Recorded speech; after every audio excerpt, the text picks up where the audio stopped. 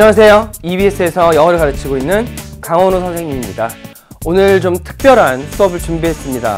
보시다시피 예비 고3 학생들을 위한 수업이고요. 그리고 어떻게 보면 인생의 가장 중요한 시기라고 할 수도 있는데 이 고등학교 3학년 학생들의 겨울방학을 잘 보낼 수 있도록, 또 여러분이 고등학교 3학년이 됐을 때 원하는 건 하나일 겁니다. 수능을 잘 보자, 좋은 대학에 가자, 그 목표와 꿈을 달성시켜 주기 위해서 선생님이 영어를 어떻게 하면 지금부터 점수로 바꿀까, 그 비법을 공개하려고 합니다. 선생님 같은 경우에는 수능을 7번 봤습니다. 약간 부끄러운 말이기도 하지만 수능을 7번 봤습니다. 원하는 대학에 가고 싶어서 계속해서 수능을 봤어요. 그러다 보니까 어떻게 하면 점수가 잘 나올 수가 있고, 어떻게 하면 시간을 효율적으로 쓸 수 있는지, 또 어떻게 하면 점수가 잘 안 나오고 시간 낭비로 끝날 수 있는지, 그런 것들을 그 누구보다도 잘 압니다. 선생님이기 이전에 오빠하고 형이고 수능의 선배로서 그 누구보다도 그런 내용들을 좀 효과적으로 전달할 수 있을 것 같아서 지금 이 수업을 준비해 봤습니다. 여러분에게 아주 유익한 시간이 될 거라고 확신합니다. 선생님이 본격적으로 그 얘기를 들어가기 전에 약간 좀 극단적으로 표현될 수도 있기는 하는데, 이번 겨울방학을 사실 잘 보내느냐 그렇지 못하느냐에 따라서 나의 등급이 바뀌는 그런 결과가 생길 수도 있습니다. 그래서 이번 겨울방학이 학생들에게 주어진 유일한 기회다, 이렇게 표현을 해봤어요. 정말 중요한 기회고 시간이기 때문에 절대 놓치지 않았으면 좋겠습니다. 그래서 지금 선생님이 얘기하는 이 30분 정도를, 중요한 것들은 메모하시고 반드시 본인 걸로 흡수해 갔으면 좋겠어요. 이렇게 그래프를 하나 먼저 보여주고 시작하려고 하는데, 학생들이 되게 고민스러워 합니다. 절대평가라는 영어의 앞에 이렇게 딱지 같은 게 붙어 있죠. 다른 과목들은 다 상대평가인데, 그래서 좀 다르기 때문에 내가 어느 정도의 점수를 받아야 되고 몇 등급을 받아야 하는지 자체가 사실은 애매하죠. 고민이 되는 부분이고, 2등급만 받아도 되는 거 아니야? 3등급만 받아도 되는 거 아니야? 이런 생각들을 하는데, 그거를 정리를 한 방에 해줄 겁니다. 선생님이 정리해 줄 게 아니라 여러분이 이 표를 보고 정리를 하는 거예요. 내가 저 대학에 가려면 어느 정도 점수를 받아야 되겠다. 바로 결론에 들어갑니다. 서울 상위 20개 대학에 합격하기 위해서는 전국에서 7만 등 안에 들어야 됩니다. 문과, 이과 포함해서 정원이 7만 명 정도 되거든요. 그래서 좀 약간 비약일 수도 있겠지만 7만 등 정도 안에 들어야지 안정적으로 인서울대학을 갈 수 있다가 돼요. 근데 학생들한테 물어볼게요. 여러분 어느 대학, 어디에 있는 대학 가고 싶습니까? 대부분 얘기하죠. 저는 인서울대학은 가고 싶어요. 그게 서울대든 연대든 고대든 성대든 경희대든 중앙대든 어디든 간에 학생들이 대부분 원하는 대학은 인서울대학입니다. 근데 총 정원이 7만 명 정도 됩니다. 2018학년도 처음으로 수능이 치러졌습니다. 그 결과가 나왔고요. 1등급은 52,983명이었습니다. 89점이 나온 거죠. 2점짜리까지 틀렸으면 90점이었는데 3점짜리를 틀린 거예요. 그래서 89점이 떴습니다. 89점은 절대평가에서 80점하고 동일한 위치를 갖죠. 103,756명에 해당합니다. 합했을 때 16만 명이 돼버려요. 다른 과목이 다 비슷한 점수라고 했을 때 16만 명이면 7만 명 인원의 2배가 넘어버리죠. 인서울대학, 다른 과목이 비슷하다는 전제하에 들어가기 쉽지 않습니다. 2등급을 받게 되는 순간. 대부분 원서를 쓸 때는 비슷한 점수의 학생들이 대학을 씁니다. 근데 정말 억울하죠. 90점이 1등급이고 나는 단지 1점만 더 틀렸을 뿐인데 2등급이 나온 겁니다. 그랬을 때는 16만 등까지 뒤로 밀려납니다. 정시에서는 되게 치명적일 수 있다는 얘기가 되는 거죠. 결론 나왔네요. 영어는 어떻게? 반드시 1등급을 목표로 공부하셔야 됩니다. 충분히 가능합니다. 학생들이 얘기를 해요. 제가 이렇게 지금 공교육에서도 수업을 하고 있지만 사교육에서 오랫동안 수업을 해왔습니다. 정말 많은 학생을 가르쳐 왔고 저 자체가 수능을 정말 많이 본 사람이기 때문에 학생들이 해도 안 된다 이런 얘기들을 너무 많이 하는데 가장 최근의 케이스를 하나만 말씀드릴게요. 저랑 공부하기 전에 전 과목이 6등급인 여학생이 있었어요. 제가 되게 이뻐하고 되게 아끼는 학생인데 그 학생이 전 과목이 6등급이었습니다. 뭐 영어 6등급, 7등급이었는데 영어도 뭐 60점대, 50점대 이렇게 나왔던 친구예요. 근데 그 친구가 마음을 독하게 먹고 저랑 같이 공부를 한 거죠. 순서대로 시키는 대로 하라는 대로 복습해가면서 따라왔습니다. 그랬더니 1년 만에 영어를 다 맞게 됐습니다. 리스닝 1개 틀렸어요. 독해 모든 문제를 다 맞고 리스닝 1개를 틀렸습니다. 가능하다는 거예요. 학생들이 너무 빨리 포기를 하는데 여러분 인생 그렇게 포기할 만한 인생 아닙니다. 얼마든지 역전이 가능하고 지금부터 시작하셔도 충분한 시간입니다. 특히 영어는 얼마든지 원하는 등급 가능합니다. 그래서 포기하지 마시고 목표를 무조건 1등급으로 잡으세요. 현재 위치가 어떻게 됐든 상관없습니다. 그러면 1등급은 쉬운 건가? 1등급이 쉽지는 않아요. 공부 없이 만들어지는 점수는 아니더라고요. 가장 최근의 시험을 이렇게 수평적으로 한번 자료를 정리를 해봤어요. 수능은 고등학교 1학년, 2학년 학생들이 보지 않았기 때문에 2018학년도, 즉 2017년에 봤던 9월 모의고사를 고1, 고2, 고3의 점수를 정리를 해봤습니다. 고등학교 1, 2학년 때 점수가 잘 나오던 친구들이 아무리 안 나와도 2등급 정도 나오던 친구들이 고3이 되고 수능 시험을 보게 되면 학생들이 점수가 엄청나게 뒤로 밀리는 사태가 발생합니다. 이게 바로 그 결과물입니다. 보시는 것처럼 고등학교 1학년 때까지는 9월달 시험인데 12%가 넘습니다. 1등급이. 2등급도 12% 가까이 나왔어요. 근데 고등학교 2학년으로 넘어오는 순간 8%로 확 주저앉게 되죠. 1등급을 받는 학생들이 인원수가 엄청나게 떨어진 겁니다. 1년이 지났을 뿐인데. 그러더니 고등학교 3학년 9월 시험 때는 고3과 N수생이 시험을 같이 보죠. 시험 난이도 조절이 될 수밖에 없습니다. 절반 이하로 떨어졌습니다. 5.39%만이 1등급을 받게 되었습니다. 1등급 받는 거 쉽지 않네요. 더군다나 이 수치 안에는 재수생, 삼수생, 사수생, 그런 장수생 친구들, 영어를 정말 많이 한 친구들도 들어가 있기 때문에 실제 그 친구들을 제외하고는 고등학교 3학년 현역 학생들은 3%가 약간 넘는 수준밖에 안 돼요. 되게 심각한 수치죠. 100명 중에 3명 정도만이 1등급을 받았다는 겁니다. 100점이 아니라 90점 이상. 각 반 기준으로 1명만 1등급이었던 거예요. 평균 냈을 때. 영어 1등급은 공부를 하면 누구나 받을 수 있습니다. 하지만 내가 고1, 고2 때는 점수가 뭐 나쁘지 않게 나왔어. 이런 식으로 안일하게 접근하면 영어 점수 생각보다 치명타를 받을 수 있는 과목이 될 수도 있다는 거죠. 이 수치를 보시는 것처럼. 결론을 내겠습니다. 1등급 쉽지 않네요. 공부를 하지 않았을 경우에는. 근데 절대평가이기 때문에 90점만 넘으면 누구나 1등급입니다. 그래서 쉽지 않지만 최소한의 시간을 투자한다면 영어 얼마든지 1등급 가능하다는 겁니다. 되게 양면적인 얘기긴 하는데 영어를 놓지 말고 최소한의 시간을 효율적으로 투자해서 공부하자는 겁니다. 학생들에게 공부할 수 있는 시간 그러면 얼마나 될까? 나에게 주어진 시간은 얼마나 될까? 표로 정리를 해봤습니다. 이미 1월달이죠, 지금 현재. 학생들이 집중적으로 공부할 수 있는 시간은 1, 2, 3월 정도가 됩니다. 4월 때 내신 공부하죠, 보통. 4주에서 5주 정도. 그리고 5월 때 잠깐 비어 있고요. 6월 때 6평을 봅니다. 그리고 다시 내신 공부로 돌입하죠. 그리고 8월 달부터 학생들이 자소서라는 걸 쓰기 시작합니다. 그리고 내신에 대한 스펙 관리를 시작하죠. 그래서 자소서랑 수시 준비하다 보면 8월, 9월이 금방 지나가 버려요.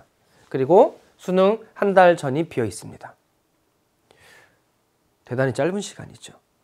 1년 남은 줄 알았는데 막상 시간을 하나하나 구체적으로 뜯어보니까 실제 남은 시간은 총 5개월 정도밖에 되지 않습니다. 바꿔 얘기하면 지금 이 3개월을 놓치면 우리가 수능 자체가 힘들어질 수 있다는 겁니다. 이 기간은 사실 되게 정신없이 지나갑니다. 수시도 끼어있고 내신도 끼어있기 때문에 학생들이 정말 꼭 이 수업을 통해서 하나를 얻어가야 된다 그런다고 한다면 나에게 주어진 시간이 많지 않다. 앞으로 3개월이라는 시간만 정말 내가 정말 열심히 최선을 다한다면 수능에서 성공할 수도 있고 반대로 3개월을 흐지부지 보내면 수능 자체가 되게 힘들어질 수 있다는 걸 꼭 기억하셨으면 좋겠습니다. 그래서 선생님이 이렇게 얘기를 한 거예요. 겨울방학이 어떻게 보면 정말 마지막 기회가 될 수가 있다. 잘 활용하자라는 얘기입니다. 정신없이 지나간다고 말씀드렸죠. 제가 내신 그 다음에 내신과 또 2학기 넘어가기 전에 정말 중요한 시험인 6평을 보는데 그때부터 이제 우리가 공부해야 되는 내용들이 정해지기 시작합니다. EBS 수능 특강 연계되죠. 그래서 이것들이 막 출시가 되기 시작해요. 양도 많습니다. 내용이 쉽지도 않아요. 설렁설렁 접근해서 해결할 수 있는 문제들 아닌 게 대단히 많습니다. 그래서 정리를 하자면 겨울방학 기간에는 수능을 우리가 점수화시킬 수 있도록 확실한 기반 작업이 돼야 돼요. 개념 공부를 하셔야 됩니다. 그리고 3월 이후부터는 EBS 연계 교재를 통해서 학습을 하셔야 되겠죠. 내신에도 들어가고 수능에도 들어가기 때문에 여기에서 학습한 내용을 기반으로 3월부터는 본격적으로 우리가 점수화 작업 마지막 단계 넘어가는 겁니다. 자, 이렇게 정리를 이제 제가 다 했고 구체적으로 그러면 선생님 제가 이제 지금 이 순간부터 무엇을 해야 됩니까? 크게 제가 두 가지로 나눠봤습니다. 첫 번째 단계는 겨울방학 때 좀 목표 설정을 먼저 하셨으면 좋겠어요. 목표 설정이라는 게 거창한 게 아닙니다. 나는 30살이 돼서 뭐를 하겠어. 물론 이런 것도 좋겠지만 또는 40살이 돼서 뭐를 하겠어. 이런 것도 좋겠지만 너무 멀잖아요. 수능을 어떻게 보겠어. 사실 그것도 쉽지 않아요. 10개월 뒤의 일이니까. 그래서 선생님이랑 여러분이랑 목표를 이렇게 정해보는 건 어떨까요? 6월 평가원을 수능이라고 생각하고 공부해보는 겁니다. 수능이라고 생각하고. 근데 이 6월 평가원을 목표를 하는데 어떻게 잡으시냐면 최대한 구체적으로 점수를 써보는 거예요. 과목별로 몇 점을 받겠다. 제가 하나 써봤습니다. 95점을 받겠다. 이렇게.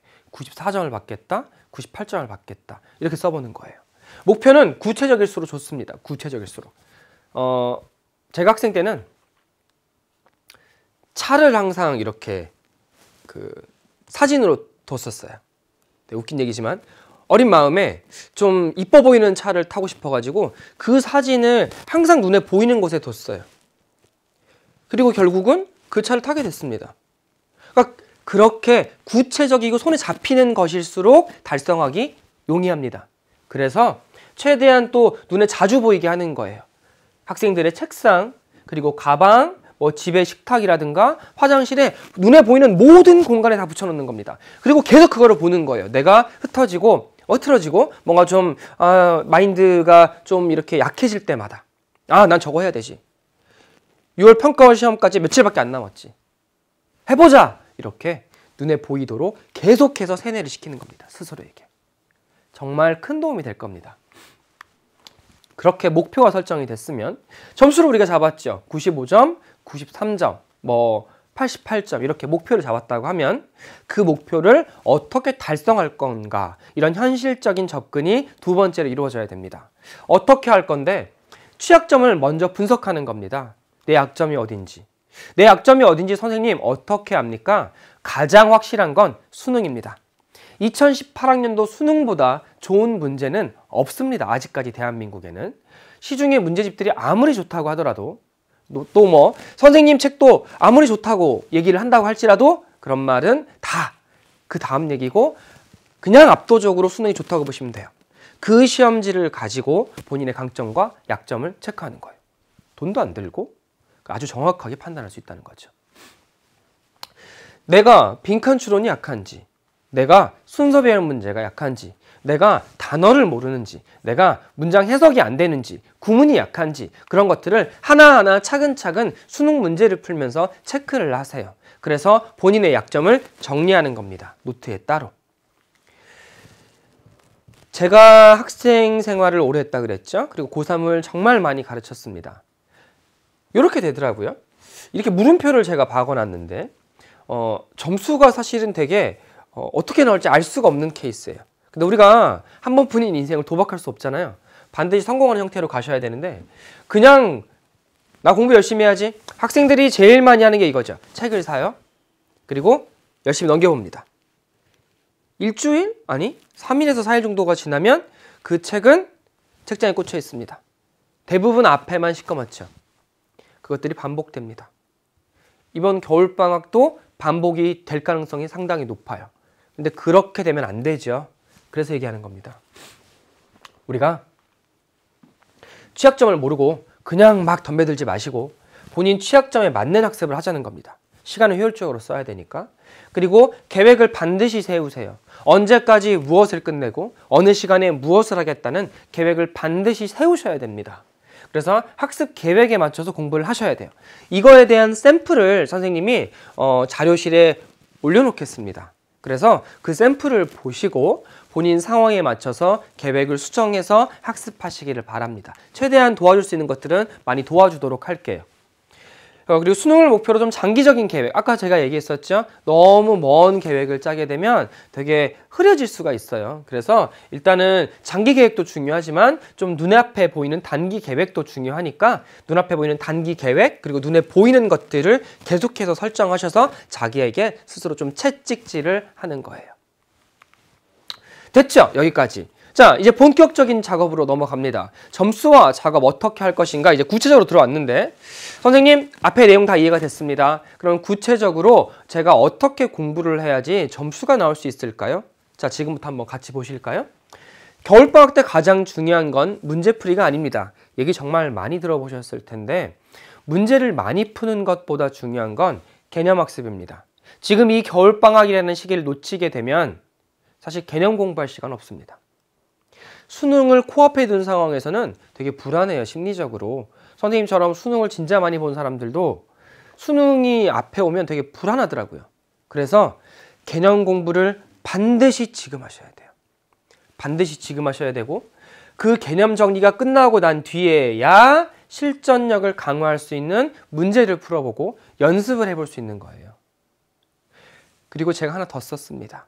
겨울방학이라는 기간에는 실전력을 강화하는 형태로 문제를 학생들이 제일 많이 하는 게 기출문제 풀어보는 거죠. 기출문제를 풀어본다고 할지라도 기출문제를 풀고 거기서 중요한 건 나한테 부족한 개념을 다시 체크하는 거예요. 그래서 방학 때 공부를 어떻게 한다? 개념을 잡는 학습을 하는 겁니다. 실전 문제, 기출문제를 풀더라도 어떻게 한다? 내 개념이 제대로 적용됐는지를 체크한다. 여기서 의문점이 들 겁니다. 아, 개념 공부 어떻게 하라는 거야?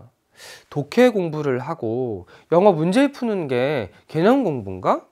단어를 외우라는 건가? 문장 해석을 해보라는 건가? 그것도 되게 의문점이 들지 않나요? 뭐 사회탐구, 과학탐구 이런 건 다 개념이라는 게 있죠. 근데 영어는 사실 학생들이 그 개념이라는 것 자체를 잘 모릅니다. 그렇게 배워본 적도 없고 선생님이 모든 내용들을 정리하고 나면 개념 공부라는 게 무엇인지 실제로 이번에 출제됐던 9월 평가원 지문 하나를 통해서 간단하게 샘플을 좀 보여주도록 할게요. 그렇게 공부를 하시면 됩니다. 자, 내용을 조금 더 구체적으로 들어가 보겠습니다. 학생들이 제일 궁금해하는 게 내가 어디 취약한지 알았어요. 근데 어떻게 공부를 해야 될까요? 조금 더 구체적으로 알려주시면 안 됩니까? 지금 제가 여기서 얘기하는 모든 내용들은 자료실에 따로따로 올려놓겠습니다. 필요한 내용들은 다운받아서 도움받아가세요. 일단은 리스닝부터 얘기를 해볼게요. 리스닝은 절대 틀리면 안 되는 겁니다. 리스닝은 무조건 다 맞으셔야 되는데 2018학년도 수능 기준으로 17개 정답을 맞춘 친구들은 기본적으로 리스닝이 나쁘지 않은 친구고요. 그리고 이 학생들 같은 경우엔 제가 여기다가 이렇게 써놨어요. 노란색으로. 집중 안 하는 거죠. 일주일에 2번 정도는 하셔야 됩니다. 영어나 국어는 언어기 때문에 이런 얘기 많이 하죠? 감 떨어지면 회복하는데 시간이 너무 오래 걸린다. 그래서 이틀 정도만 하세요. 학생들 잘하고 있으니까 이틀 정도만 시간 투자하셔가지고 감 유지라고 생각해 주시면 됩니다. 그래서 이틀 정도 듣기를 하다 보면 내가 다 맞는다고 하더라도 약간 어려운 표현들이 있을 거예요. 또는 잘 안 들리는 부분들이 있을 겁니다. 연음이나 이런 것들에서. 그런 것들만 정리하시는 겁니다. 그래서 그 표현들만 정리하고 내 걸로 만드는 작업을 해주세요. 그러면 충분합니다. 그 다음 15개에서 16개 정도, 한두 개 정도를 틀리는 학생들은 반드시 잡으셔야 돼요. 리스닝은 그 어떤 경우에도 틀리시면 안 됩니다. 근데 이제 이런 학생들은 본인들이 보통 취약한 파트들이 정해져 있거든요. 그래서 학생들은 일주일에 3번 정도 무조건 시간을 정해놓고 선생님이 보통 현장에서 얘기할 때는 한 40분 정도를 얘기를 합니다. 리스닝 한 회부를 다 풀로 듣고 그리고 틀린 표현들을 다 맞이놓고 반복하는 겁니다. 본인이 입에 자연스럽게 나올 때까지 내가 말할 수 있으면 반드시 들을 수 있거든요. 그래서 그런 학습들을 반복하는 겁니다.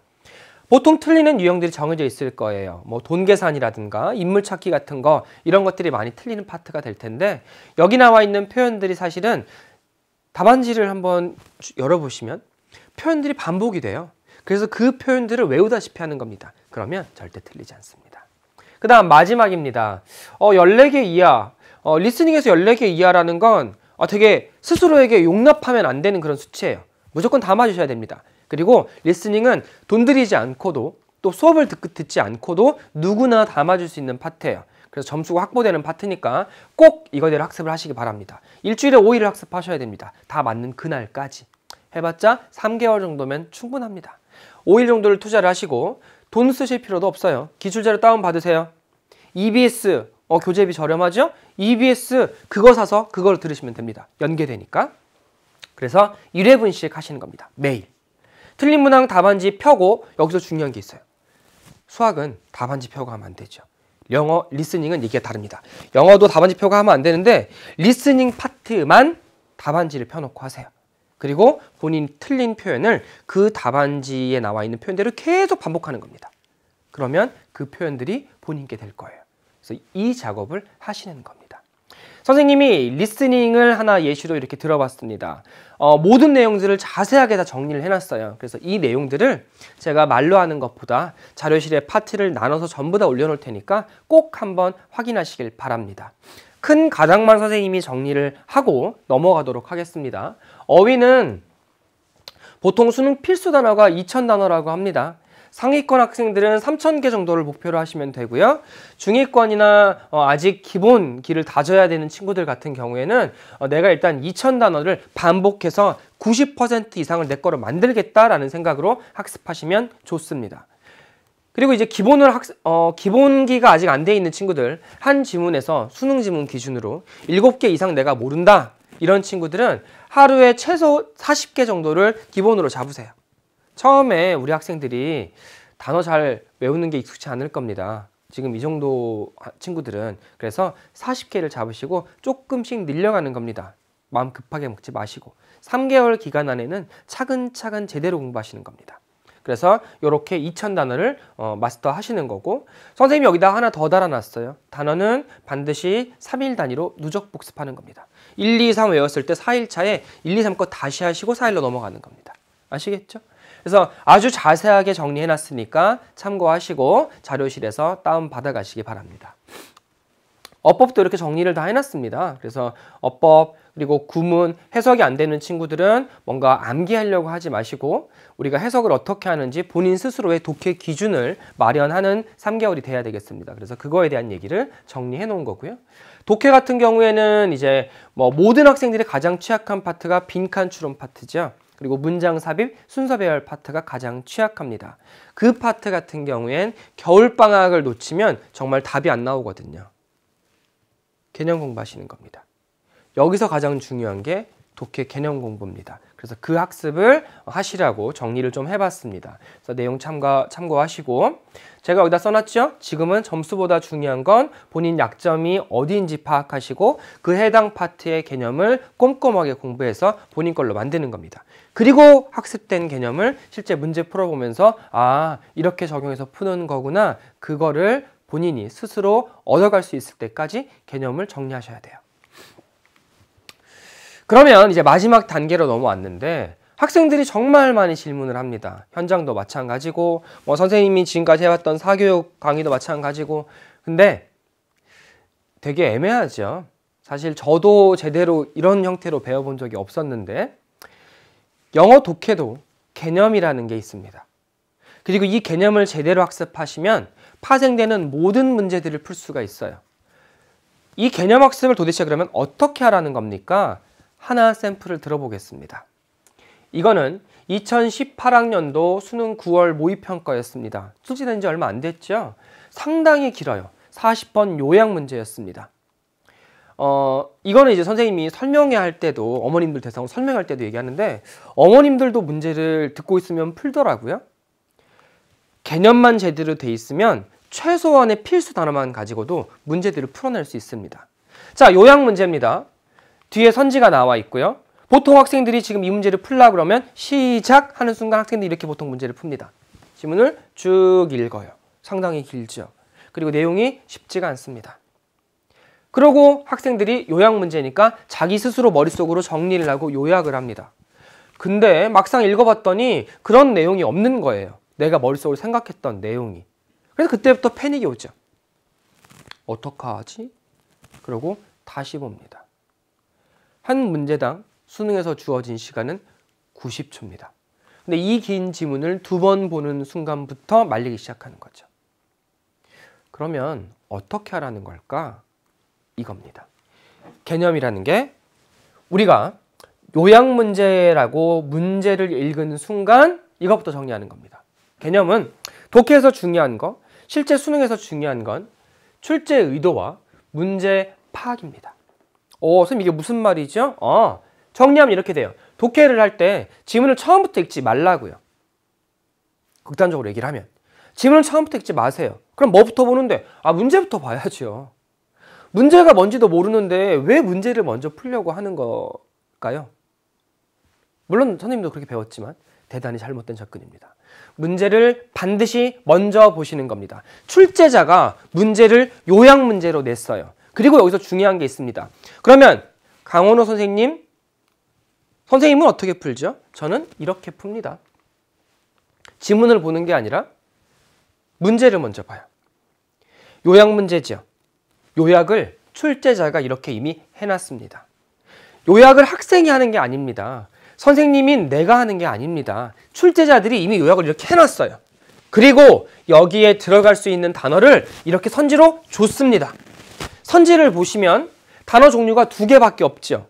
결국은 A 자리에 들어갈 수 있는 단어는 lose랑 close 2가지 중에 하나를 고르라는 겁니다. 출제자가 정리를 다 해놓은 상황 안에서. 근데 왜 본인이 마음대로 정리를 하고 요약을 하려고 하냐는 거죠.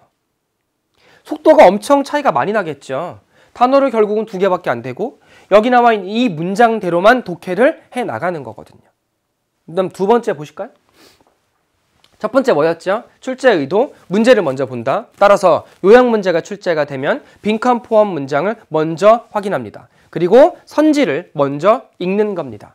2번째 단계 뭐가 중요합니까? 2번째 독해 개념입니다. 우리가 독해를 할 때 지금 이 독해라는 건 소설 읽는 게 아니죠. 그냥 편하게 만화책 읽는 게 아니죠. 지금 이 수업, 우리가 이 공부라는 건 철저하게 시험 문제를 맞추기 위함입니다. 따라서 제대로 읽으셔야 돼요. 글쓴이가 출제자가 어떻게 답의 근거를 주고 있는지를 하나하나 따져가면서 보시는 겁니다. 여기 나와 있는 반스는 대단한 게 아니고요. 동사, 형용사, 명사, 시그널 월드 앞에 단어만 따온 겁니다. 그래서 단어를 하나하나 정확하게 보시는 거예요. 그래서 그게 우리가 해야 되는 거고, 실제로 학생들이 좀 잘못 알고 있는 것 중에 하나가 빈칸 추론 문제 풀다 보면 3번하고 4번 중에 헷갈리죠? 그러면 선생님들한테 질문합니다. 3번, 4번 중에 헷갈리는데 답은 4번이라고 하는데 3번은 왜 안 돼요? 근데 이제 지금까지 되게 많이 들었던 답변 중에 하나는 내용 흐름상 3번보다는 4번이 더 적절해. 이런 얘기를 되게 많이 들었을 겁니다. 근데 문제는 사실 그렇게 나오지 않습니다. 3번이 답이 되지 않으면 3번이 답이 되지 않는 이유가 있는 거예요. 4번이 답이 될 수밖에 없는 논리적인 근거가 있는 겁니다. 그래서 우리가 겨울방학 때 학습하시는 건 왜 답이 3번이 안 되고 4번이 답인지 그거를 얘기할 수 있어야 되는 거예요. 그래서 그런 학습을 하시라는 겁니다. 그래서 그 개념 학습을 하시는 거고 그 개념 자체를 선생님이 이렇게 간단하게 정리를 해봤습니다. 실제로 S라는 게 시그널 월드의 약자인데 연결사 자체도 대충 보실 게 아니라 전부 다 답의 근거가 되기 때문에 정확하게 보시라는 거고 A가 adjective 형용사의 앞에 머리를 따온 건데요. 쉽게 우리 한번 얘기해 볼까요? 필자가 글을 쓴다고 하면 글쓴이의 생각이 있겠죠. 내가 딸기 농사를 진다고 한번 가정을 해볼게요. 그리고 딸기가 풍년이 된 거예요. 딸기 풍년이 됐어요. 그래서 이걸 팔고 싶어요. 인터넷에. 팔고 싶으면 글을 써야 되잖아요. 소재가 뭐가 되죠? 딸기가 됩니다. 내 딸기를 팔아야 되니까 뭐라고 얘기하죠? 그 딸기를 굿이라고 얘기합니다. 형용사가 뭐라는 거예요? 내가 말하는 소재가 굿, 좋다고 얘기하는 거예요. 그래서 benefit이라는 단어가 나오면 동그라미 치시는 겁니다. 왜? 필자가 판단을 내렸으니까. 그러면 지금 선생님이 말한 게 뭐가 된 거죠? 주제문이 되고 요약 문장이 만들어지는 거예요. 소재를 찾고 소재에 대한 필자의 판단을 확인을 하면 소재에 대한 필자의 입장이니까 주제문이 되겠죠. 이게 독해 개념입니다. 그래서 이런 식으로 개념을 정리하셔야 됩니다. 그래서 그 개념들을 실제 문제에서 적용하는 형태로 공부를 하셔야지 수능에서 반드시 성공할 수 있을 겁니다. 겨울방학 어떻게 보내는지 대충 감이 오시나요? 좀 짧은 시간이다 보니까 선생님이 구체적으로 이렇게 문제를 풀어가면서 예시를 들 수는 없지만 전반적으로 파트별로 어떻게 공부를 해야 되는지 자료를 다 따로 올려놓을 거고요. 그리고 곧 이제 수업이 진행이 될 텐데 그 수업을 통해서도 여러분과 함께 공부를 같이 해 나갈 겁니다. 비단 영어만의 문제는 아니고요. 전 과목 통틀어서 지금 이 시기에는 개념 학습을 할 수 있는 유일한 시기입니다. 시간을 개념을 끝낸다라는 생각으로 좀 집중해서 계획 세워서 공부하시고요. 그리고 학생들이 이 겨울방학에 얼마나 땀을 흘렸느냐에 따라서 본인이 원하는 대학 갈 수 있느냐 없느냐가 바뀔 겁니다. 선생님이 올해 1년 동안 계속해서 여러분들과 함께 할 거고 끝까지 도와줄 겁니다. 그래서 이것도 선생님이 아까 얘기했죠. 계획 세우는 게 되게 중요한데 아직 학생들이 계획 세우는 게 익숙치 않을 수 있을 겁니다. 그래서 계획 세우기가 막막한 학생들을 위해서 학습 플랜 샘플들을 자료실에 제공을 하겠습니다. 그래서 그거 다운 받으셔가지고 본인 상황에 맞게 조금씩 변형해서 사용하시면 대단히 효율적인 겨울방학 보낼 수 있으실 겁니다. 자, 예시는 이렇게 정리가 되어 있습니다. 보기 최대한 편하게 올려놨고요.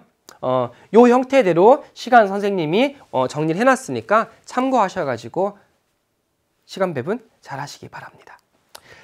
자, 고3이 N수생을 잡을 수 있는 유일한 겨울방학 절대 대충 보내지 마시고 끝까지 화이팅 하시고 선생님은 또 이런 좋은 강의 준비 많이 해가지고 특강이나 어떤 학습, 겨울방학 말고도 여름방학이나 3월이나 학습법 영상 또 찾아뵙도록 하겠습니다. 감사합니다.